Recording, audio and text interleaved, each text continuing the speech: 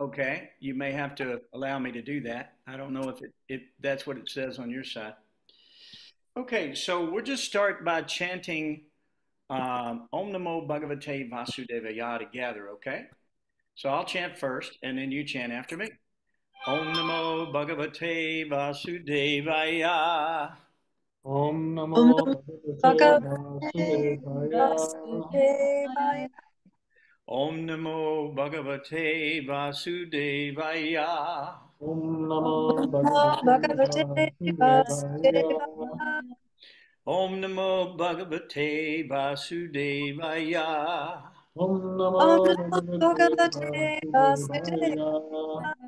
Okay, very good, very good. So is the sound coming through clearly for everyone? Okay, good deal. Yeah. All right, so tonight we only have 29 verses in this chapter. This is chapter 5. It's called Karma Yoga, Action in Krishna Consciousness. So this is a pretty cool chapter because in this chapter we're going to learn pretty much how to become literally free from karma, completely free from reactions to our work. And it's going to give us a brand new state of consciousness that we need to be able to become transcendent. And so some of the verses are very, very nice, and we'll chant a couple of purports, and maybe we can read together. And if you guys have your Bhagavad-gītā up, I might, if you don't mind, if you want to read a little bit, that would be great, because we're going to read a few of these verses. There's only 29 verses, so it shouldn't take us too long to get through this chapter. So there are some primary verses in this chapter, particularly the last verse delineates Krishna's peace formula. Everybody's got their own peace formula, right? But Krishna has the original peace formula, and the only one that truly will give us lasting or eternal peace. So Krishna talks about that on the very last verse, the 29th verse. And there's some other very, very nice verses in this particular chapter. So it starts out like this. Arjuna is perplexed. Okay, so it's the job of the disciple to ask pertinent questions to the spiritual master, right? So Arjuna starts out by saying, and we've heard Arjuna do this 2 or 3 times already. As a matter of fact, later on in the Bhagavad-gītā, Krishna says, Arjuna, is your mind now at rest? Have you had all your questions answered? So Krishna's here to answer Arjuna's questions, and Arjuna's questions are our questions. These are the same questions which exercise us. So Arjuna starts out in text 1, if you would like to follow along. Arjuna said, "Oh Krishna, first of all, you asked me to renounce work. And then, again, you recommend work and devotion. Would you kindly tell me definitively which of the two is more beneficial?" So Arjuna was a bit perplexed, just like we are. And our goal is to ask the proper questions, and then that way our enlightenment is assured. So Krishna says, the personality of Godhead replied, the renunciation of work and devotion are both good for liberation, but of the two, work and devotional service is better than the renunciation of work. So we see that there are some religions in the world that are based just on renunciation, right? But renunciation alone will not satisfy the soul. The soul, remember what Krishna said, I think in the 2nd chapter, he said, no one can be inactive even for a moment. The soul is active. We want to become active. So if we renounce everything and we renounce all this activity, we see no evil, hear no evil, speak no evil, like that. I have a friend who just got through with 9 days of silence, you know, that vrata that you can do for silence, just to give up speaking. But the best vrata for the voice is to speak Krishna Katha, to always be speaking about God. That is action in Krishna consciousness. The see no evil means to always be seeing everything in relationship to God.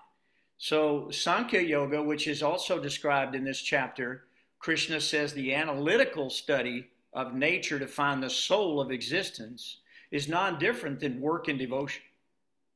Because Jnana Yoga or Sankhya Yoga is a prelude to Bhakti Yoga.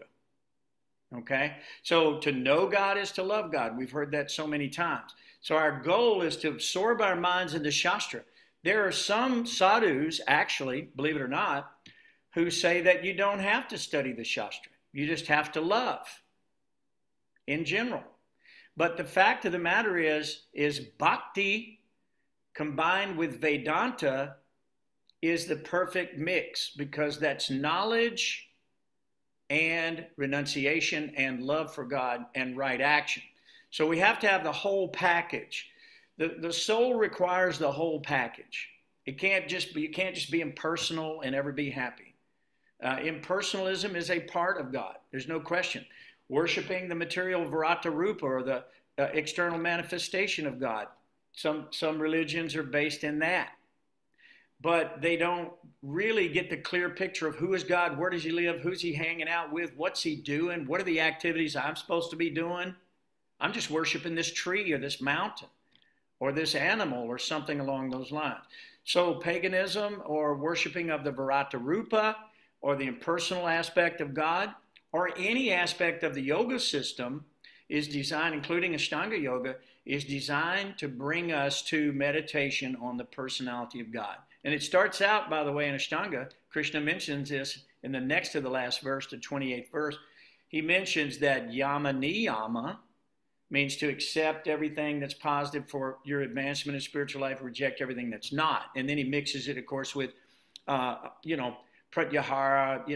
asana, pranayama, dharana, jhana, up to samadhi. So we'll get to that verse in a second. But I wanted to start out with this thought, because most people, when they hear renunciation, they're going, count me out. Everybody is looking for some happiness. Everybody's looking for some pleasure. Everybody's looking for some engagement. Everybody has a natural proclivity to be engaged in doing something, right? So just to tell you to stop it, don't do anything else, just renounce the whole thing. You know what I mean? It's very, very difficult.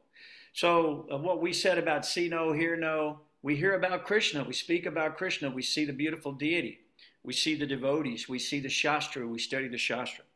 So that is true renunciation, because that's actually no karma involved in that. It's free from the whole, positive and negative karma, because you're doing it all in relationship to God. So Krishna described earlier in the previous chapter that because the offering is of the same nature, okay, it's a spiritual offering, and it's done in a spiritual attitude, therefore the consummation is complete. There's nothing left, and all sins are burned to ash. There's no sinful activity involved. So there's no karma for you to come back. So work and devotion. So Krishna says work and devotion is better than the renunciation of work. So one who neither hates nor desires the fruits of his activities is known to be always renounced. Such a person, free from all dualities, easily overcomes material bondage and is completely liberated. What? Completely liberated. Really? Just by becoming detached from the objects of the senses and their sense objects. It reminds me of my grandmother. She's a great devotee of the Lord, a Christian woman. And everything that she did, everything she thought about, every time she talked, her life was a continual prayer. I mean, her life was literally a continual prayer, because everything she did, she acknowledged God in that act. And, she would do so many things with the church and for the family and all this, but it was always like a constant renunciation of it for herself and a sacrifice to God. And I saw that in her life. And so when I read these verses, it reminds me of the life of a person whose life is a sacrifice. Srila Prabhupada, his life was a complete, perfect sacrifice, because everything he said, Everything he did, everything he thought, everything he offered, everything he gave away, everywhere he went, every step he took, every thought in his mind was done for Krishna. Now you can do, you can spend your whole eternal reincarnated life over and over and over again meditating on some spark of the splendor of God. There's no question about it. You can do that. And people do that. They take one little small spark of God and they make that their whole life or their whole living or their whole whatever it is. But as long as they do it as a sacrifice to the Lord and they acknowledge God in all things as being the sponsor of all of this for them, and they give it back, there's no karma. So the next verse, only the ignorant speak of devotional service or karma yoga as being different from the analytical study of the material world, Sankhya. Those who are actually learned say that that he who applies himself one to one of these paths achieves the results of both. Isn't that interesting? So there is no real difference between Sankhya yoga or karma yoga, because Sankhya yoga is the analytical study of the world to find Krishna in everything. Right? I mean, that's the whole purpose. Looking under every rock, every stone, is Krishna here? Is Krishna here? So that way we understand the difference between what is Krishna, right, and what is separated. So one who knows that the position reached by the means of analytical study can also be attained by devotional service, and who therefore sees analytical study and devotional service to be on the same level, sees things as they are. So let me do this real quick. This purport, Prabhupada, in the purport of this particular verse, he says the real purpose of philosophical research is to find the ultimate goal of life. Since the ultimate goal of life is self-realization, there is no difference between the conclusions reached by these two processes.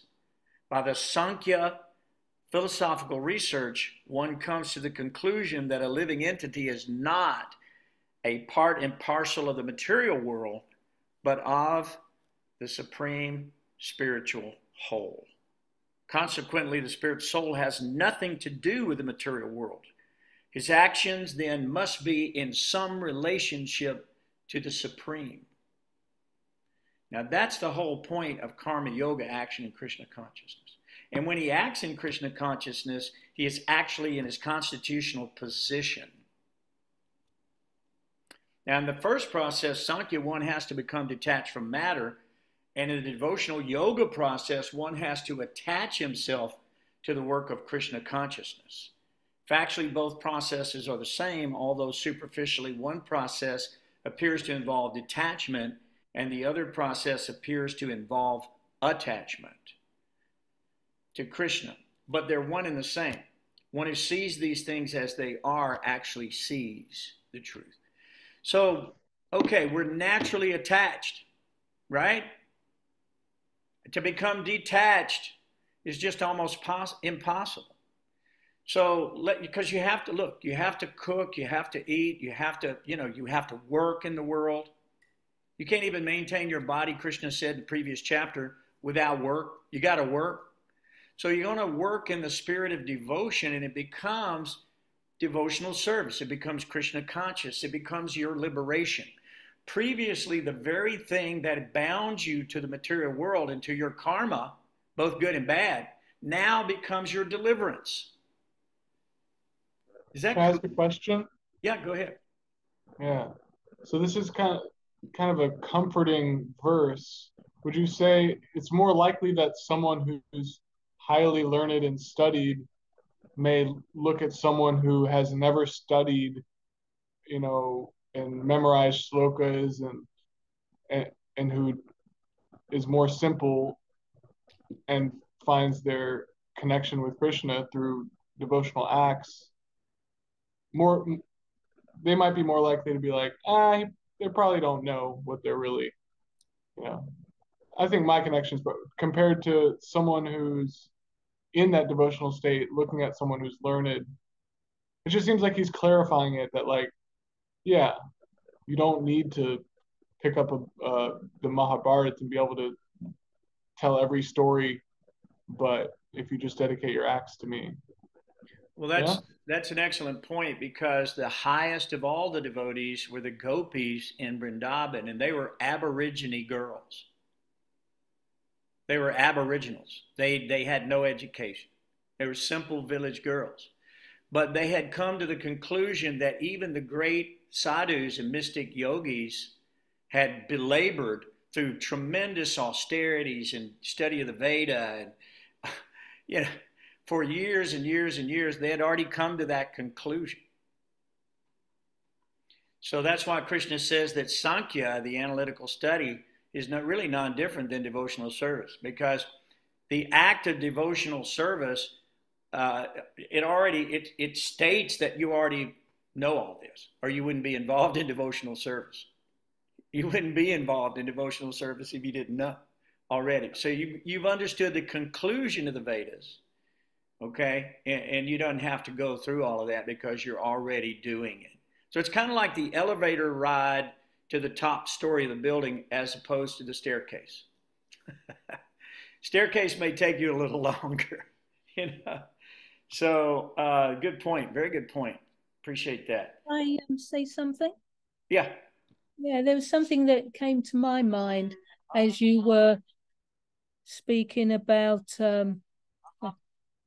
Sorry, that's just Ragaleka has just responded. She's not feeling well, so she's going off to bed.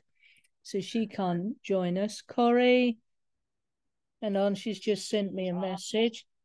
I'm just trying to get it up, and then I'll ask my question. But Corey, love to all of you, she said. Love to all of you. Oh, sweet Corey. She said she got bitten by a tick this morning and started to not feel good. Ooh. A little while ago, I just left the walk-in clinic. I'm heading to the pharmacy to pick up the prescription. So she's so that's Corey. She got bitten by a tick and she's not well either.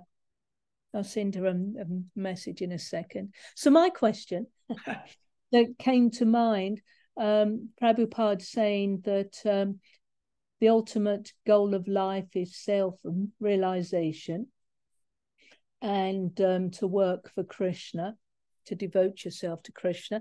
And I was just thinking, really our life, we're not of this world. You know, if you act any other way, you're just acting like an animal.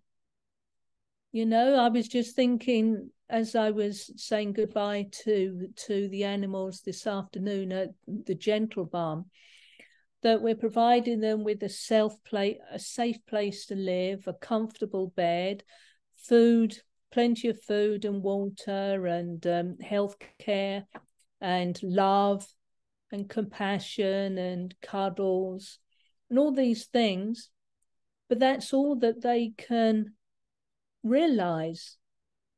The pigs just have their heads down in the, in the mud and the worms and the roots, and that their life is just down. They just can't see up and see what's going on. So animal life is like that. And yet, as humans, we're supposed to be following this path of self-realization. And I thought that was a nice little realization I had today. That's an excellent realization. As a matter of fact, if we just live like the animals, we're no better than the animals. The human body is meant for self-realization. It's described as a sturdy boat to cross over the ocean of nescience. So the human body, when utilized correctly, it is the instrument of your deliverance. But when the human body is used incorrectly, then it is the instrument of your imprisonment. So the animals are living off karma. They've fallen into the mode of ignorance.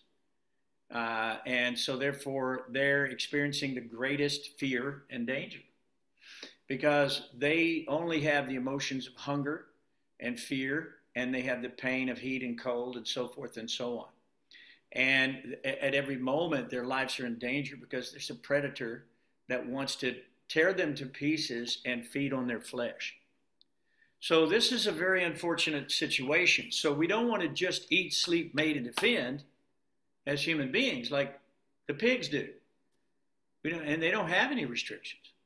But we know that yoga means to restrict the senses. I mean, that's what yoga is to connect your senses with God's senses and to live in accordance with the will of God. That means that you're not going to run around like the dogs. You're not going to run around like the pigs anymore.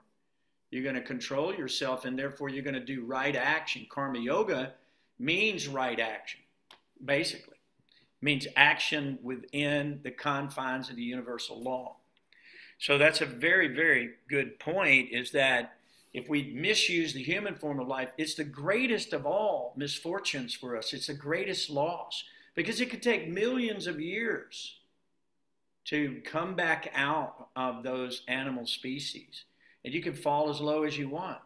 So that's the problem, and we don't want to be demigods either. We don't want to go to the heavenly planets. I mean, the pleasure there is so intense that you don't want to leave, but you still have to die. So the greatest pleasure of all, Krishna is going to describe here in just a few moments, which is by this process of karma yoga, action in Krishna consciousness. So if you want, I'd like, Susan, do you have your Gita up right now? Do you? Okay, could you read, and your translation could be different than what we're reading. Don't worry about it, guys. You're reading Bhagavad-gītā as it is, right? Correct. Yeah. So if you do, would you start on on text 6 and read a few of those for us? And if there's anybody that has comments or want to stop and make a point, please do. And you too, Susan. Okay.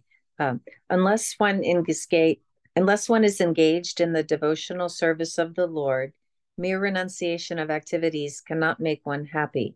The sages, purified by works of devotion, achieve the supreme without delay.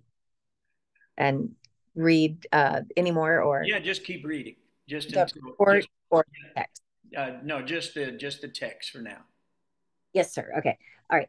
One who works in devotion, who is a pure soul, and who controls his mind and senses, is dear to everyone, and everyone is dear to him.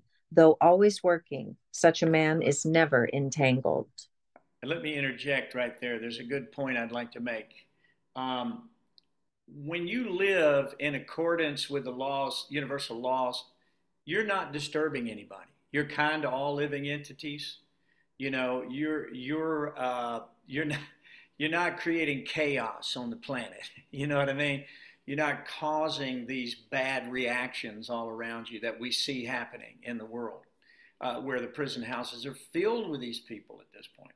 So when you actually control your senses, you're dear to everyone, and everyone becomes dear to you. One point I wanted to tell you guys, there's a story about Shrutakirti. He was a servant of Srila Prabhupada. He was his personal servant. And one day he called Shrutakirti to come in the room, and Shrutakirti offered his respects, and Prabhupada was staring at the floor. And he was like, what's going on? Prabhupada's staring at the floor. There was a little small bug there on the floor. And Prabhupada looked at the bug, and he told Shrutakirti, he says, I think the bug is hungry. Would you please take him gently and place him outside so that he can get some nourishment? Because apparently the bug was fatigued and didn't have enough nourishment. So when you are living in accordance with these principles that we're talking about, you're dear to everyone, and everyone is dear to you, even a bug. Because they're living off their karma in accordance to the will of Krishna right then and right there. They're doing it. So, okay, I just wanted to say that. Go ahead and read text 8 and 9, if you would. Okay. A person in the divine consciousness, although engaged in seeing, hearing, touching, smelling, eating, moving about, sleeping, and breathing, always knows within himself that he actually does nothing at all, because while speaking, evacuating, receiving, opening, or closing his eyes, he always knows that only the material senses are engaged with their objects, and that he is aloof from them. That is a very just profound verse. If we could understand this verse, then we would actually become self-realized, because we would know we would be living as the soul, and we would see the body as a machine made of material energy. And the heart is a mechanical device doing its thing. It's in your chest. It's going on even without your knowledge. While you're sleeping, it's still beating. Everything is going on without your being cognizant of it. You're eating your food. It's delicious to the taste. You don't know how. The senses know, and then it digests in the right amounts of chemicals from the pancreas and the gallbladder. All of this amazing equipment is working in your body, and then it goes through the intestines, and all of the minerals and all the energy is taken out and infused into the blood somehow. Come on, guys. I mean, this is an amazing thing. And so what happens is we realize that we are not doing anything. God is doing everything through the three modes of material nature: ignorance, passion, and goodness. Those three modes, it's kind of like three colors. You know, some of you guys might be artists. You may know what I'm talking about. If you mix blue with yellow and whatever, it makes green and this and that. So it's unlimited how these modes interact. And we've taken our body in the mode of passion as human beings, because we are still very active in our sense gratification. We're very attached to the fruitive results of our actions. So therefore, we're destined to take another birth in the mode of passion if we're doing that. Animals are in the mode of ignorance, demigods are in the mode of goodness. So what Krishna is trying to teach us here is to get in the mode of Sudasattva, which is pure goodness, and then there's no further karmic reaction. So here's the purport on this, Susan. I'm going to just a little taste of the purport of this, just so you guys can kind of understand what Prabhupada meant by that. He said, a person in Krishna consciousness is pure in his existence, and consequently he has nothing to do with any work which depends upon five immediate and remote causes, which are the doer, the work, the situation, the endeavor, and the fortune. This is because he is engaged in the loving transcendental service of Krishna. Although he appears to be acting with his body and senses, he is always conscious of his actual position, which is spiritual engagement. So even though he's doing all these things, he's never affected by the actions of his work. And he cannot perform any act except in the service of the Lord, because he knows that he is the eternal servitor of the Lord. So this is a state of consciousness. It's called Krishna consciousness. And it requires practice.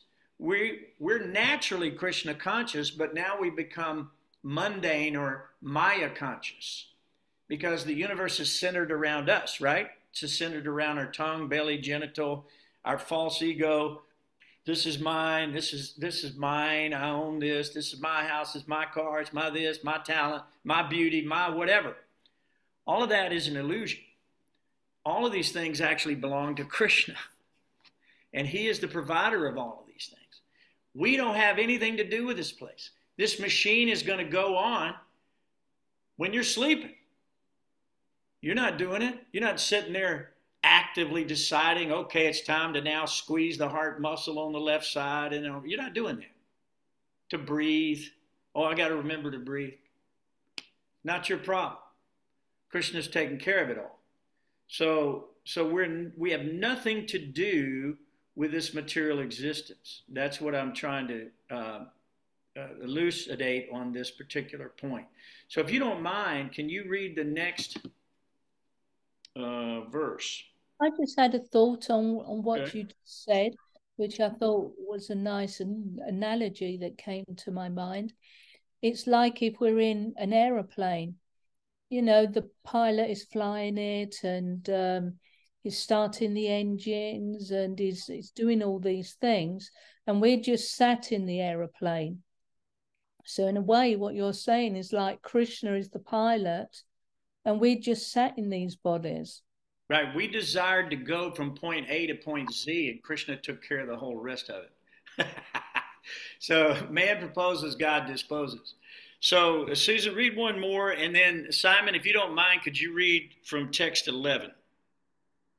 One who performs his duty without attachment, surrendering the results unto the Supreme God, is not affected by sinful action, as the lotus leaf is untouched by water.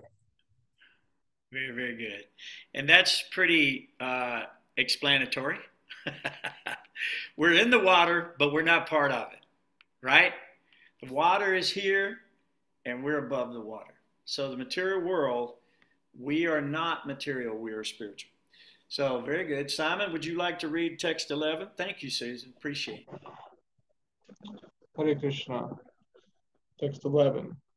The yogis, abandoning attachment, act with body, mind, intelligence, and even with the senses, only for the purpose of purification. Continue. The steadily devoted soul attains unadulterated peace because he offers the result of all his activities to me, whereas a person who is not in union with the divine, who is greedy for the fruits of his labor, becomes entangled. Yeah. Think about that just a second. If you are attached to the results of your act and you don't get it, what do you experience? Disappointment. Sometimes frustration, sometimes anger. As a matter of fact, anger comes when your material desires are frustrated. You're working so hard, you're just not rich yet. So you're attached to being rich, right? So the next thing, what is frustration? Then after that, what? Anger? Then after anger, what? Madness? Then delusion or illusion, loss of intelligence, loss of memory, and one falls down again in the material pool. So that's why we don't want to be attached. Just like they say, that person who angers you controls you, right? If a person makes you mad, hey, you're allowing the person to do it. That's your choice. That person can act any way they want to because they have free will. That free will is given by God. But how you react to it is your choice, isn't it? And how you look at things. You go ahead and you're entitled to do your work. You're just not entitled to the fruits of your work. And what that means is that, yes, you may get the fruits, but you still offer it all to Krishna. Now, will Krishna take it all away from you? Sometimes. Krishna means one who takes away. So sometimes God can take his toys and go home. Right? Because they're his anyway. So you don't want to be attached to these things. You want to let God have his way with you. And believe me, his way is better than any way you can figure out how to do it. You want to read the next one? 13. When the embodied living being controls his nature and mentally renounces all actions, he resides happily in the city of the 9 gates, the material body, neither working nor causing work to be done. No, see, there you go. It says mentally renounces all actions. There's another type of devotional service that is exemplified by Vasudeva in the prison house.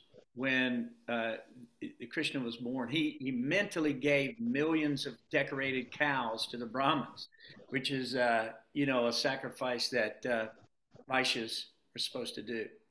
So he did that in his mind. So your thoughts are energy. Your thoughts become what your physical life will be next. As you think, so shall you exist.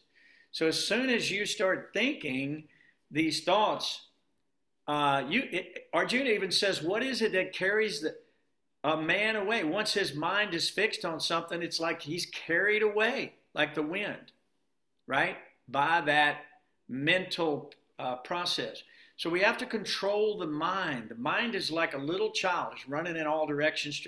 Or it's a good servant. You could look at it as a good servant or just a rowdy, disobedient servant. Right? Because the mind is there to serve you. Whatever your intelligence says for the mind to do, it's going to go do. It doesn't really have discernment. It's not there to analyze it. The intelligence is there to analyze what to do. So you want to act with intelligence and control the mind by the intelligence and through spiritual strength and knowledge, which comes from the Shastra, Sadhu, and the Guru. You know what to do that would liberate you from this entanglement of misery, because whatever you're attached to is going to be your misery. That's exactly what would be your misery.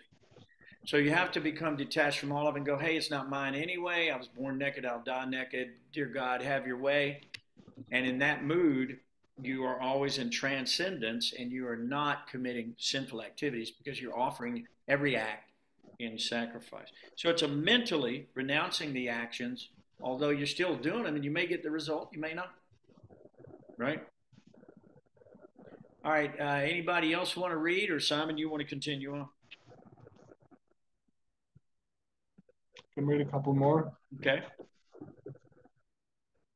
The embodied spirit, master of the city of his body, does not create activities, nor does he induce people to act, nor does he create the fruits of action. All this is enacted by the modes of material nature. And this is what we were just talking about, that all of this is enacted by the modes of material nature. You're not creating anything. You know, it's all here. Everything is here. You're not creating these activities. You're desiring, and God is rewarding all desires since time immemorial. He even awards the desires for the thief. The thief is thinking, dear Lord, I would like to be able to break and burgle this person's house tonight. And the person in the house is praying to God, dear God, please don't allow anyone to burgle my house. So what's God to do? He's got to fulfill everybody's desires, right? He's got to take care of the burglar. He's got to take care of the homeowner. So it's interesting, isn't it? But God does fulfill all these desires, and we're not the ones that are doing it. You could say to someone, go do this, and they may do it because they work for you or they're afraid of you. But really, the induction of people to act and the fruits thereof actually are provided by Krishna. Go ahead and read another.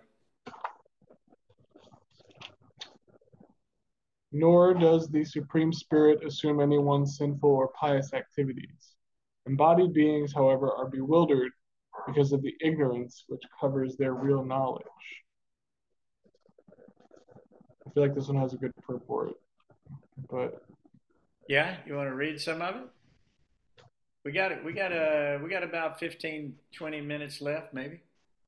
We're going to do a little kirtan in a minute. Okay. We want to try to get through the end of the chapter if we can.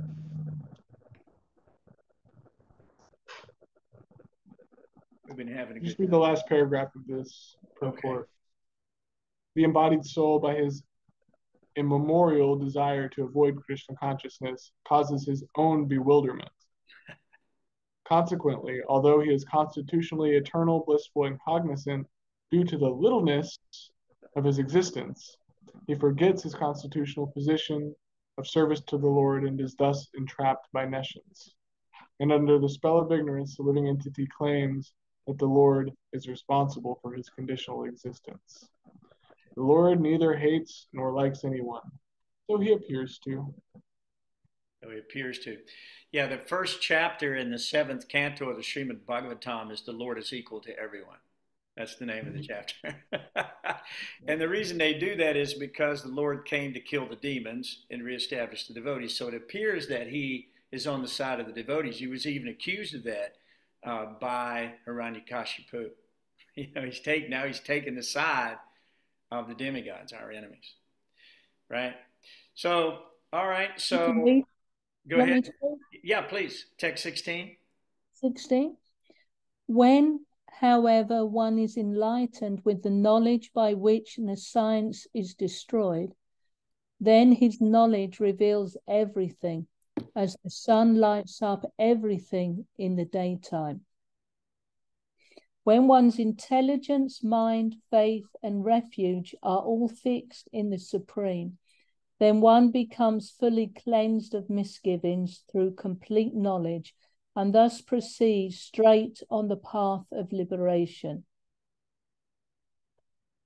Shall I continue? Yep. The humble sage, by virtue of true knowledge, oh, this is a famous one. Okay. The humble sage, by virtue of true knowledge, sees with equal vision a learned and gentle Brahmana, a cow, an elephant, a dog, and a dog-eater, outcast. Those whose minds are established in sameness and equanimity have already conquered the conditions of birth and death. They are flawless like Brahman, and thus they are already situated in Brahman. A person who neither rejoices upon achieving something pleasant, nor laments upon obtaining something unpleasant, who is self-intelligent, who is bewildered, and who knows the science of God, is already situated in transcendence. Did you want to comment or anything? No, I want you to go ahead and read a couple more. Read 21 and 22, because he's establishing this point, and we'll get to this point, and then we'll make a comment. Such a liberated person is not attracted to material sense pleasure, but is always in trance, enjoying the pleasure within. In this way, the self-realized person enjoys unlimited happiness, for he concentrates on the Supreme. Okay, here's where I wanted to make the comment, because that verse is so important, because Krishna is explaining that a liberated person is not attracted to external pleasures, but is always in a state of trance, enjoying the pleasure within. We have a book, it's called The Higher Taste. Of course, it's about cooking, but the higher taste is the concept that we have got to get a higher pleasure than these gross material senses, because even the dogs and the hogs, they're getting the same type of sensual pleasure that we are from our bodies. So in any species of life, you're going to enjoy eating, sleeping, sex life, and defending yourself, if there is such a thing as enjoyment in defending yourself. But when it becomes human life, or even demigod or demon life, they're big time on fighting. They love to fight. The Kshatriyas love to fight. So when you can get your pleasure from the soul, when you can see yourself completely as different than this world and this body, actually you become indifferent to this world. You become uninterested in the pleasures of the world. You become uninterested in this gross material nature, which is blood and tissue and bile and air, bad air, all this stuff. It's not attractive to the soul. Not attractive. So we need to live in the soul and become detached from the material world if we're going to go back home. If you stay attached to the material world, you're going to stay in the material world. Now, simultaneously, everything that we have, everything we do, everything we offer, everything we give away, we do for Krishna. So we see all these things as wonderful creations to be used in his service for his pleasure. And therefore, the material world itself becomes spiritual. Material world becomes spiritual because it's a state of consciousness that converts it from material to spiritual. So the next verse this is a very important verse. An intelligent person does not take part in the sources of misery, which are due to the contact with the material senses. O son of Kunti, such pleasures have a beginning and an end, and so the wise man does not delight in them. This is the point we're making. Krishna's trying to make in this thing, is get a higher taste. Don't delight in temporary pleasures. Hey, listen, when you were 1 year old, you were eating food, and you thought it was good, and you may be 70 years old now, and you're eating food, and you think it's good. But the point is that those pleasures are temporary. So we take our pleasure from inside where the soul lives, we find our happiness, not on the external level. So, okay, we got a few more verses. Does anybody want to grab one? Grab another verse. You want to do another one, Rangavati? A couple more? And then maybe Susan could do a couple. Susan wants to do some. Susan, you want to do a couple? Go ahead. Text 22.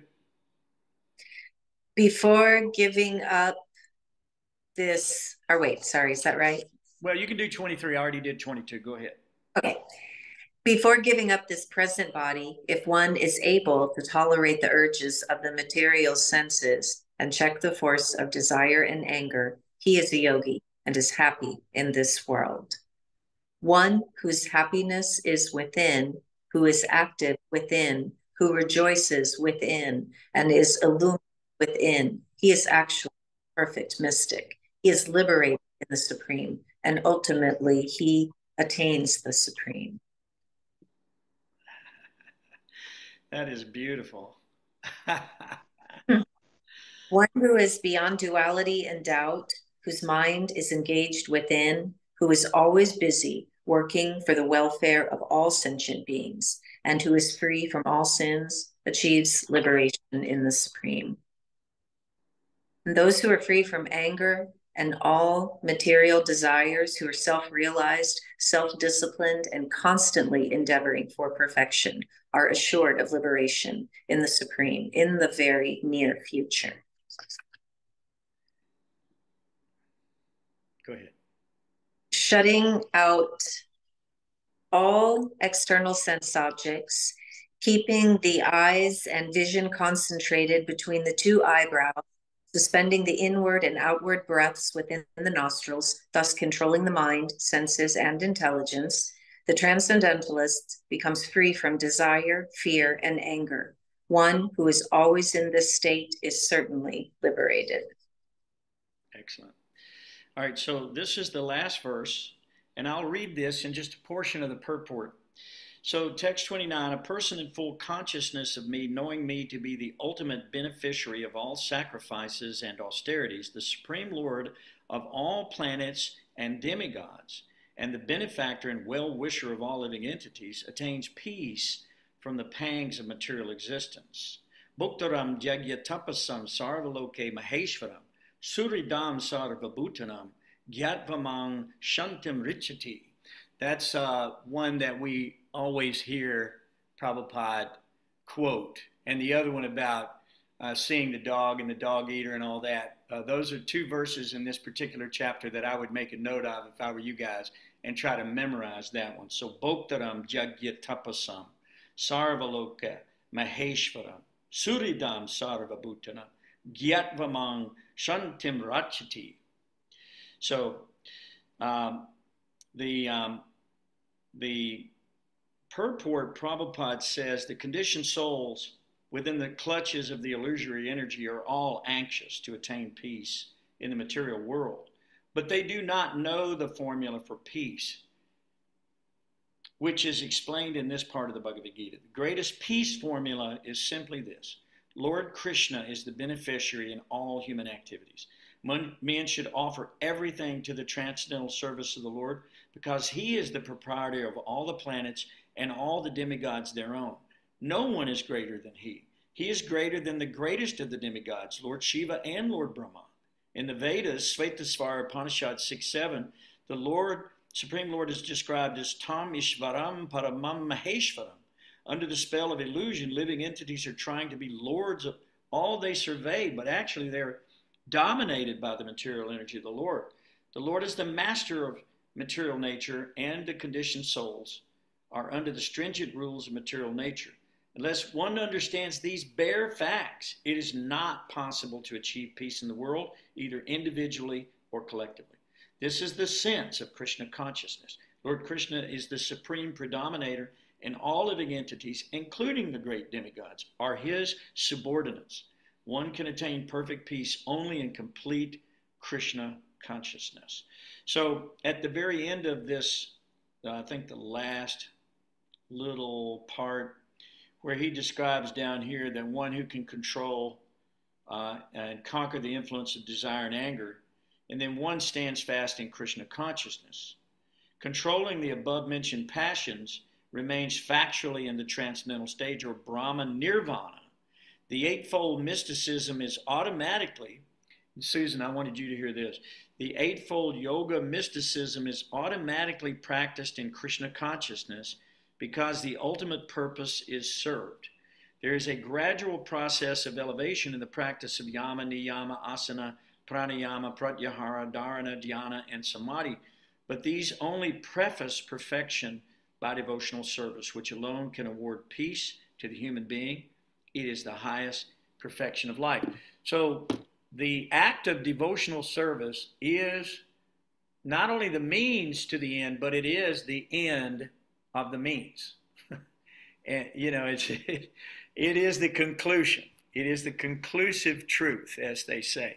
So all the other processes, whether it be Sankhya, whether it be Karma Yoga, whether it be Ashtanga Yoga, whatever those practices are, lead us to the stage of pure love and devotional service to the Lord. That is the conclusion. That's what's going on in the spiritual world. People are not drilling the breath in the spiritual world. They don't have a need to do that. You know what I mean? They're not worried about their fruitive results because they're doing everything for Krishna. And they're not worried about knowledge anymore because that knowledge that I love God is sufficient and in itself is the reward. And if you read Srimad Bhagavatam, many times Krishna will come or Vishnu will come to a great devotee who's done some sacrifice, and he'll say, there's no way I could repay you for the devotional service that you've offered me. So let that devotion in itself be your reward. Because it is the highest taste of all. There's no greater pleasure. So are there any other comments or questions, or should we have a little kirtan? What do you think? Nice chapter, huh? I love that chapter. Any other questions or comments?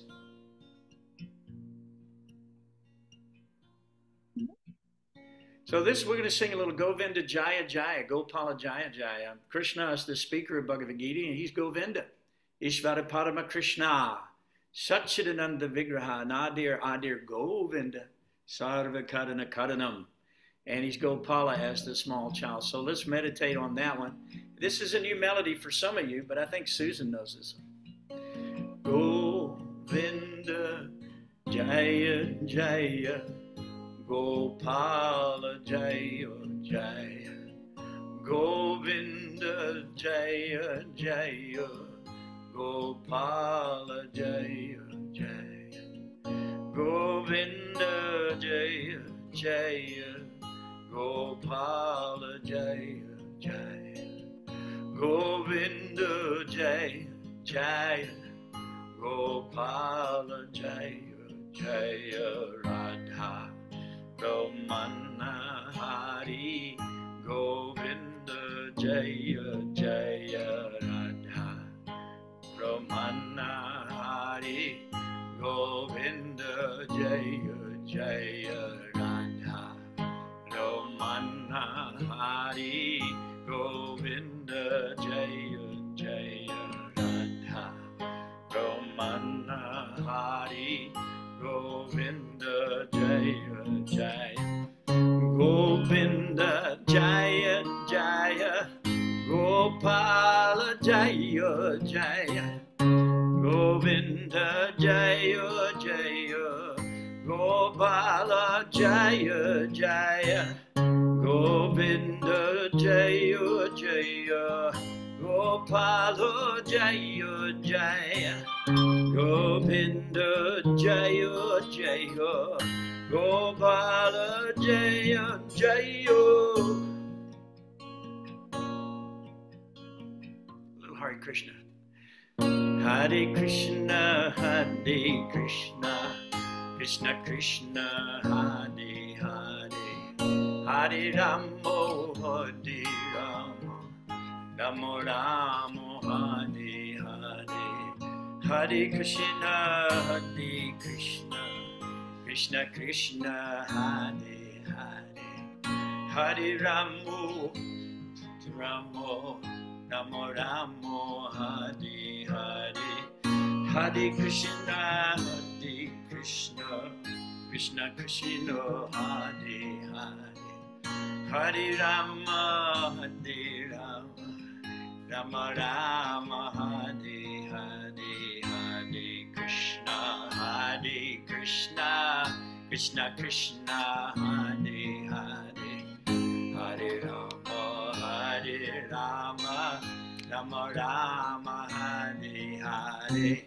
Hare Krishna, Hare Krishna, Krishna Krishna, Hare Hare, Hare Rama, Hare Rama, Rama Rama, Hare Hare, Hare Krishna, Hare Krishna, Krishna Krishna, Hare Hare, Hare Rama, Hare Rama, Rama Rama, Hare Hare.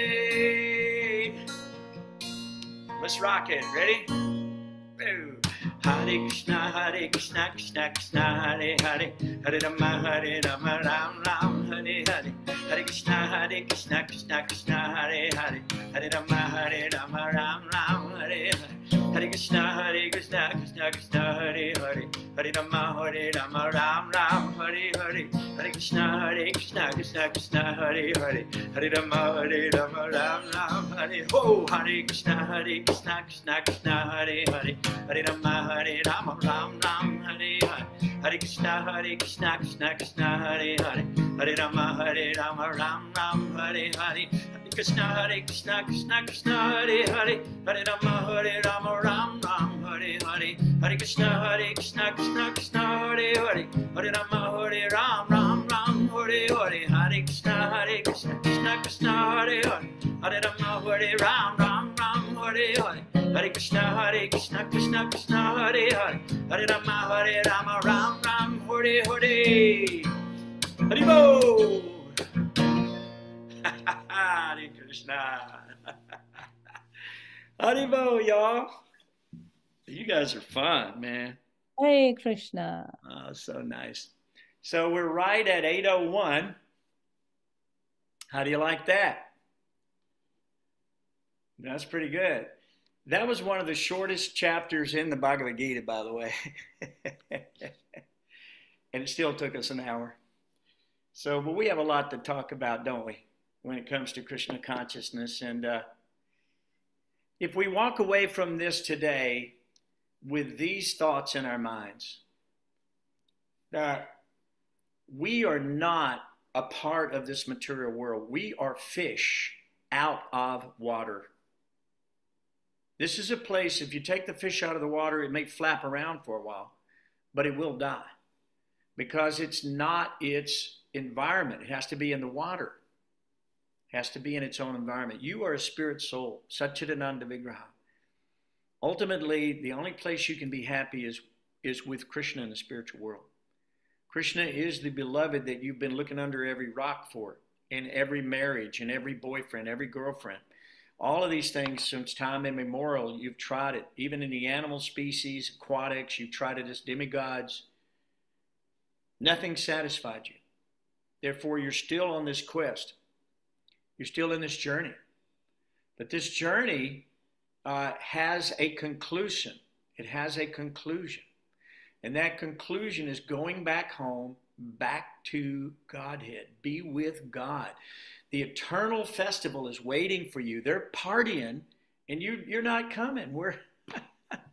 I mean, they're up there feasting, they're dancing, they're chanting, they're beating on the drums, they're having a blast. Everybody loves each other. There's no dissension. There's no problem. It's the place you want to be.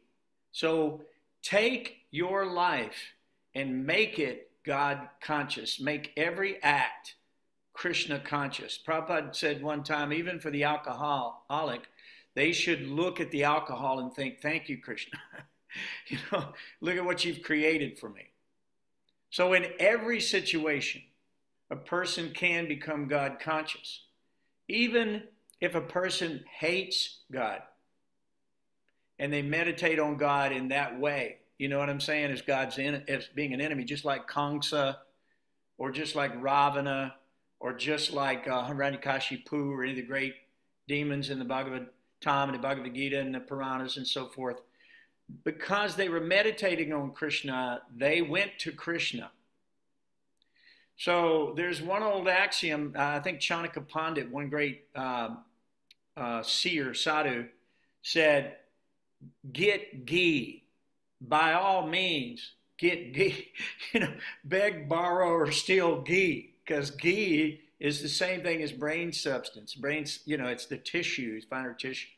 So what I'm saying is, and what Krishna is saying in every verse of the Bhagavad-gītā is, get Krishna, come back to me. Can you not hear me? I'm begging you, come home. I'm coming for you again and again and again. I'm leaving you signs everywhere. I'm trying my best, but you got to do your part too, because it's a free will deal. It's a free will deal. So give your free will to Krishna. You'll never be sorry.